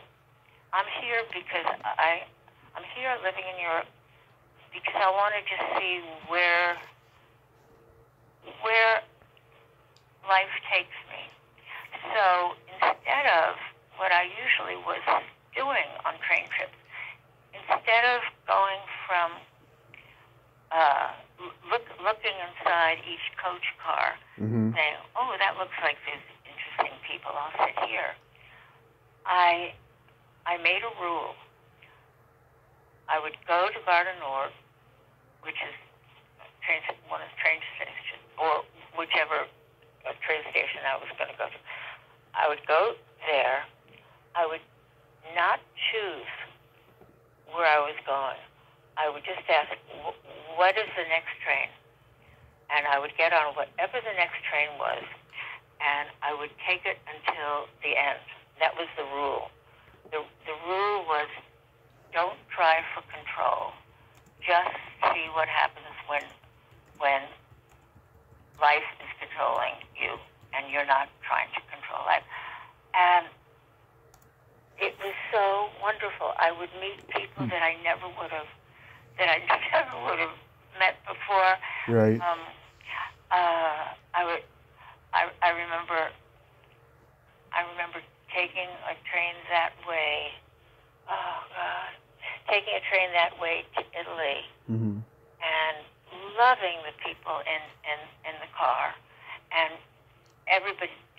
We all talked and jabbered, and it was all Italians, and having a great time, and waving goodbye, and they're waving goodbye, and I'm getting off, and I look at my purse, and my money had been stolen, and it was like, you mean in Italy, even people that like them and they like you, they steal your money even then? It was. Oh, well, now I know something about Italy. Yep. It was, I hated that happened, but in another way I loved that happened because it was something everything became something to learn. Right. Yeah. I bet you love travel. I've done a little bit of it in my life, not as much as I'd like, but I would love to get to Europe, in the next few years. Oh, please do it for yourself. I do. I want to. You would be a perfect traveler for learning and growing and just seeing how other people, who they are. You would be perfect. It will happen. It will surely happen. So real quick, you did some writing for Romancing the Stone. How did that come about? Oh, huh. Living in New York in the 80s, Mm-hmm. I was working with Michael Bennett on a musical that did not... It never saw the light of day? Oh, it saw the light of... Yeah, it saw workshop performances, but it never... Michael got AIDS, and it all stopped. Mm-hmm. I was in New York, and I got a call from Michael Douglas, who I had met socially a couple of times. Mm-hmm. And we weren't friends, but we knew each other, and we had just social, stuff at parties and stuff. Mm-hmm. And he called and he said that David Geffen? I think it was David Geffen. Mm-hmm. I'm so sorry. No, it wasn't. It's okay. Oh, okay. It was somebody. Somebody had said to him that I was the right person to call. I forget who the person was. He said, we have a movie, and that he was producing and that he was co-starring. Mm-hmm. And he said, and we can't release it because we've been testing it, and nobody likes the actress. Nobody likes Kathleen Turner, and we can't release it. Now they were doing a co-production. I think it was Columbia and Paramount, and he said we got a whole bunch of money where we can reshoot the very first scene, and we can reshoot a secondary scene. There's a problem, which is that from the very get-go, the audience didn't like Kathleen Turner. Mm-hmm. And she's alone in her. First, there's a little scene, but she's for the real first scene. She's totally alone, and they don't like her. Mm-hmm. They think she's standoffish and cool, and they're not interested in the whole story. Yeah. And as he was saying that, I knew what to do, but then he said, so we want to fly you out and put you in a great hotel, and I'm having a party this weekend, and please come, and you'll meet the people, and so I'm not about to say, oh, I solved it. You don't have to waste your money on little me. So I said, okay. So I go there, and I watched what they had, and what I did was I gave her a cat, and in the first scene when she's alone, she's with her cat, and she's like talking baby talk to her cat, and she's giving the cat all nice things, and she's loving the cat. Right. And he said in words, he said, you saved the picture. And it's like something out of a movie. Yeah. Yes, I went in there, and I went in there, and I put a little kitty in there. But people who didn't even know me later on said yeah, it saved the movie. And it seemed to me, I mean, because I've had cats all my life, and I love cats. Yeah. And at that point, there was now there's a whole thing called Save the Cat, and it's for screenwriters that if you say well, it doesn't make any difference, but then it was just again the right thing at the right time, and Michael was wonderful. Michael Yeah. was wonderful. I have such respect for him. He's been through a lot, and he is a hero of sorts. Yeah, he's great. Yeah. You guest starred on an episode of Taxi where you were like a party guest. Yes. Yeah, for Andy. Yeah. Yeah. Did you get to experience Andy Kaufman's crazy antics? Actually, I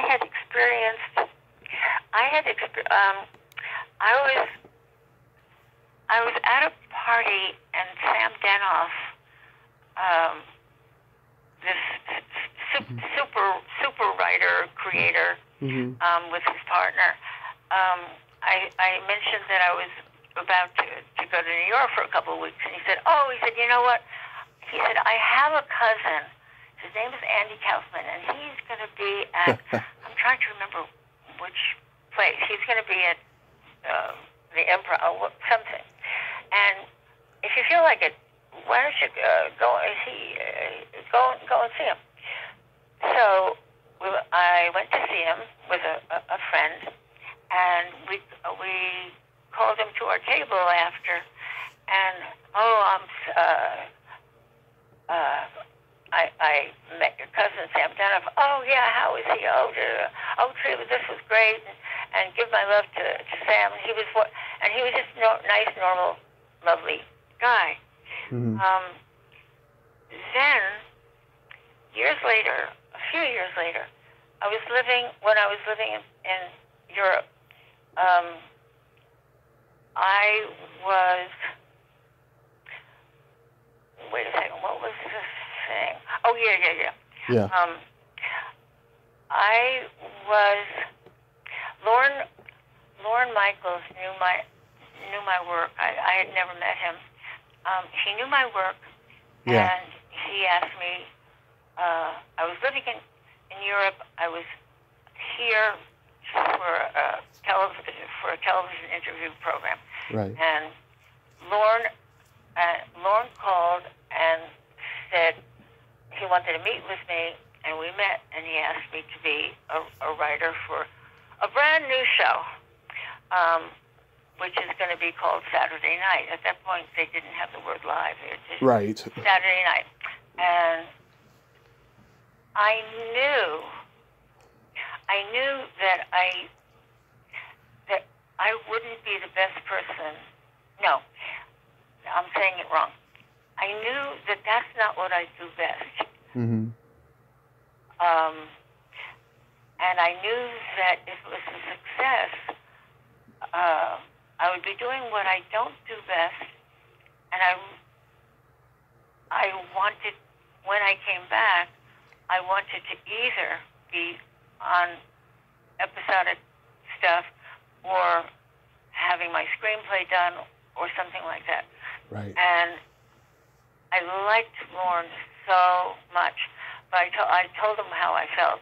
I don't know if I was that forthcoming about that's not what I do best. Yeah. Probably not. Oh no, I'm really shitty at that, Lauren. You'd be making a mistake. Your whole life would go crashing in front of you if you hired me. No, I didn't do that part.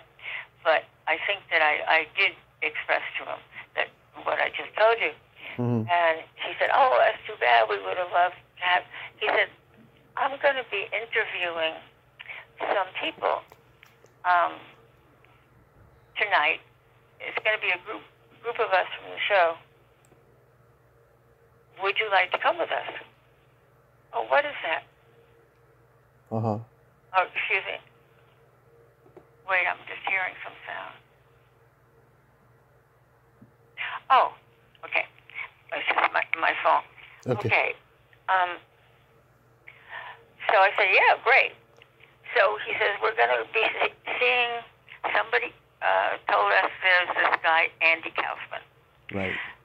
So, oh, yeah, okay.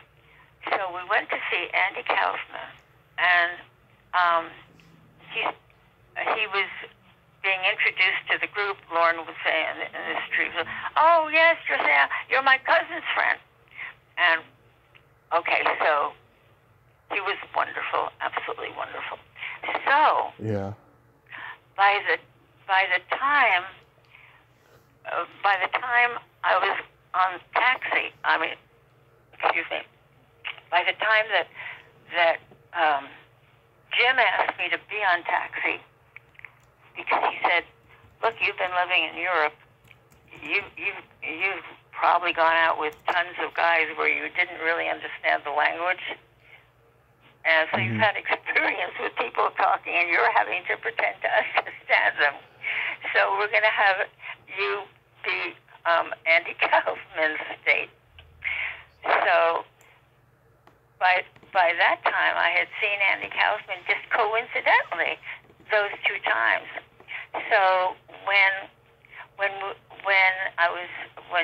Jim said to show up, Andy was like old home week. "Oh, Treva, how have you been? Oh, that's fun. Oh God, did they know that we knew each other?" Yeah. And he was so lovely, and warm, and he was not. You wouldn't have cast him as Andy Kaufman. Yeah.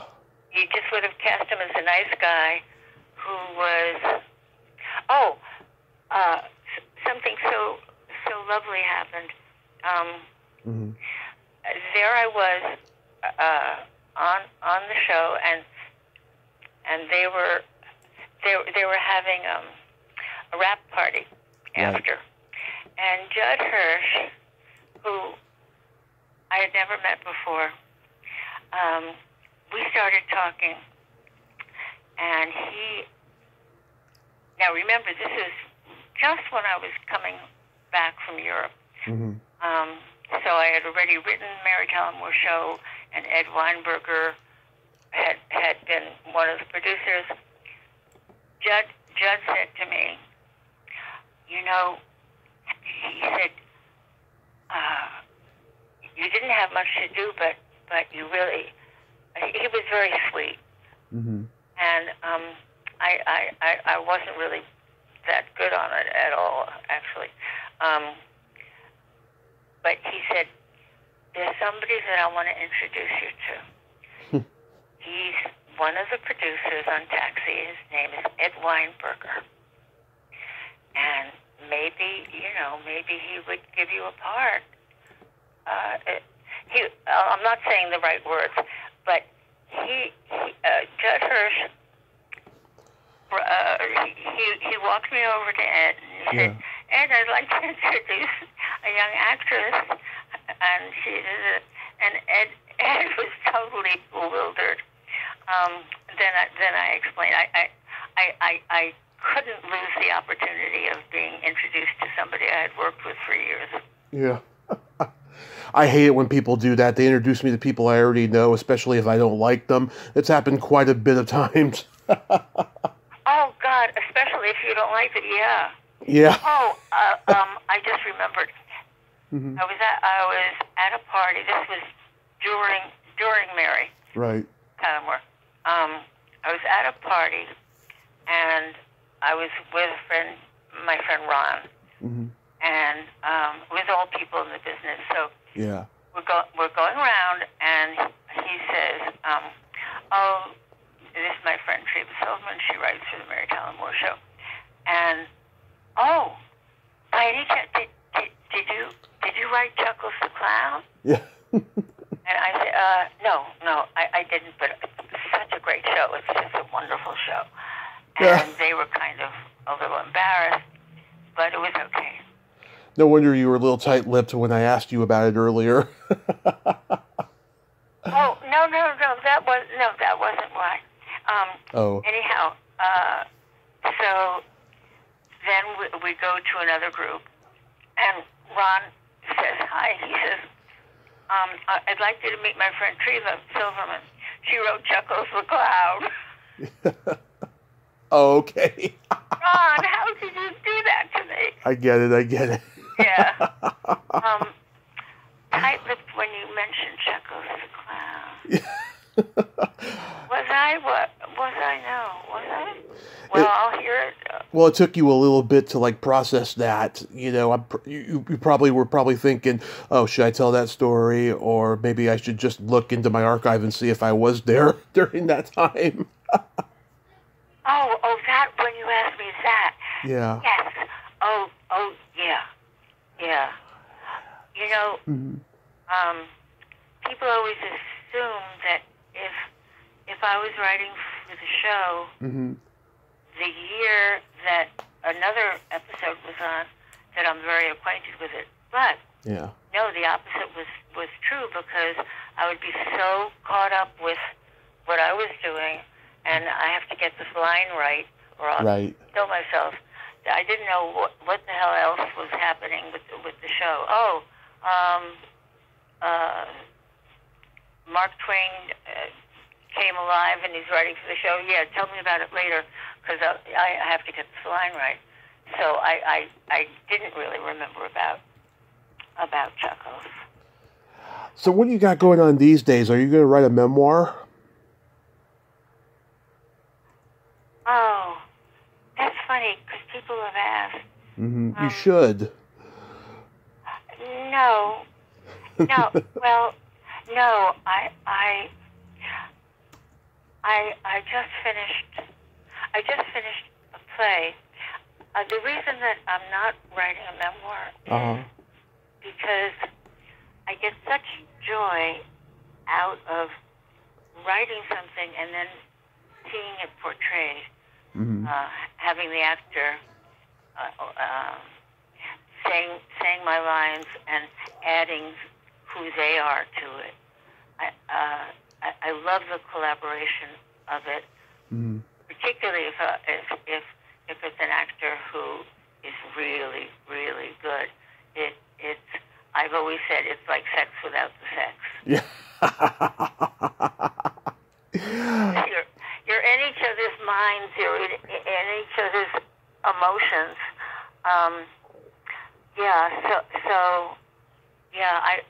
I love writing characters so much. Yeah. How far along are you at this play you're writing? Oh, wow! This play I finally finished about a month ago. Nice. It was years and years. Well, no, it wasn't years. It was started. I don't even know how many years ago, and then put aside, and then it was based on an idea that Joan Rivers had, and she asked me to write it with her. Mm-hmm. So it was so long ago. Mm-hmm. We wrote a couple of drafts of it, which didn't work, but I always remembered it, and I finally went, after she passed, I went back to it and tried to figure which way it should go, and I tossed out an awful lot of stuff. Mm-hmm. Stuff that worked but wasn't right for the play. Mm-hmm. Which is where you can get really mixed up. As you probably realize, Mm-hmm. that there can be 2 pages that, let's say, are really funny, but they don't do anything except just lay there being funny. Yeah. It came out funny. So then I threw out a lot, and then got it done. Got it finished, and my lawyer and Melissa, Jones' daughter, Melissa's lawyer, and I, and my lawyer, we finally had a very, very good. We finally finalized it with her suggestion, which was really right, which is written by Treva Silverman, story by Joan Rivers and Treva Silverman. And so that's what I'm now trying to figure out, who and where and what. Even though writing it was incredibly difficult at times, Mm-hmm. the really difficult thing is then what do you do? then what do you do when you have it? And is this actress right? And all that stuff. But I'm really, really happy with it. Really happy with it.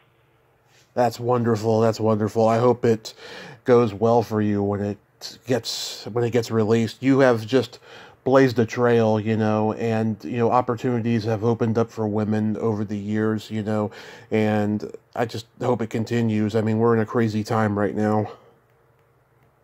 God, yes, we're a Roe v. Wade time. Oh, God. Yeah, I know. Yeah, we both know. We don't even have to say it. It's so horrible. It is. But I know you were doing a kind of semi-conclusion, and I don't want to interrupt the semi-conclusion. Well, I wanted to ask you, Treva, is your belly button an innie or an outie? It's an innie. Because I read years ago, people who have innies, especially deep ones, they are very kind, generous, caring, and they live longer than most people. I think that's a testament to how long you've been on this earth and how much joy you spread to everyone. Oh, how lovely. Thank you. Yes. And I thank my belly button, too. I also have a deep innie as well. I'll bet. Treva, once again, this has been a tremendous honor. Thank you so much for coming on today. And you said really loved being with you. And yeah. I feel we were together, and it was fun and nice. Thank you. Yes, and you said all my favorite words today. Fuck, shit, all of that. Oh, yeah. Well, what's the good of talking if you can't use those words? Exactly. Yeah. Fuck it. Yeah, fuck it. Yeah. Treva, you have yourself a great day. Be safe out there and stay in touch. You are amazing. Oh, you are amazing, and I will stay in touch. Thanks. Thank you so much. Okay. Bye-bye. Well, there you have it. Treva Silverman. Ain't she a sweetheart? What a great lady, huh? This was such a great conversation we had today. She's a pioneer and just an amazing woman, as I said, and it was a great talk. I'm so glad that we had this conversation today. Well, until next time, this is Tommy Throwback Kovac saying there's no shame in living in the past because the present sucks. Later, dudes.